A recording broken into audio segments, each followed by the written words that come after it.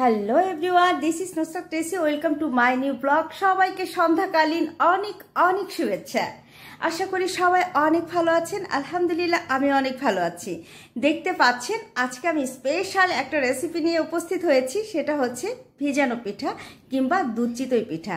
এটা ফরিদপুরের একটা ট্র্যাডিশনাল খাবার, ঐতিহ্যবাহী খাবার, যেটা হচ্ছে চিতই পিঠা, গরুর মাংস ভুনা, আরেকটা হচ্ছে দুধ চিতই রসে ভেজা, আর ফরিদপুরের নাম করা খেজুর গুড়। সুপ্রিয় দর্শক, আমি চালগুলো গুঁড়ি করে নিচ্ছি। ঢেকি পাবো কোথায়? ব্লেন্ডারে ব্লেন্ড করে গুঁড়া করে নিচ্ছি। চিতই পিঠা বানাতে গেলে একেবারে ফ্রেশ টাটকা গুঁড়ি লাগে। তো চাউলের গুঁড়ি করে নিয়েছি, দেখতে পেয়েছেন। এবার দিয়ে আমি শাঁস দিয়েছি চুলায়। মায়ের হাতে পিঠা খেয়েছি, একটা সাজে 7টা শাঁস থাকে, সেটাকে বলে সাতপতি পিঠা। তো সেটা তো আর করতে পারছি না, আমরা ঢাকা গ্যাসের চুলার মধ্যে একটা পিঠাই করতে পারছি। তো সেটাই করছি। আমি গ্রাম বাংলার ঐতিহ্য ধরে রাখছি। আমার হাজবেন্ডকে আমি এই শীতে আজকেই প্রথমবার ভিজানো পিঠা করে খাইয়েছি। তো পিঠাগুলো ভিজে কিন্তু একাকার হয়েছে। আর এই যে আপনারা দেখতে পাচ্ছেন, একেবারে পিঠাগুলো ফুলে ফেপে একাকার, ফুলকো ফুলকো পিঠা হয়েছে। একেবারে দেখতে অনেকটা শাপলা ফুলের মতো। সুপ্রিয় দর্শক, পাশাপাশি তৈরি করছি আমি রসের শিরা, যেটাতে আমি ভেজাবো। তার পাশাপাশি দুধ চাল করে নিয়েছি।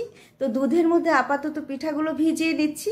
দেখতে পাচ্ছেন ধোয়া ওঠা দুধ আর ধোয়া ওঠা পিঠা ভিজে একেবারে মোমের মতো হয়ে যাবে।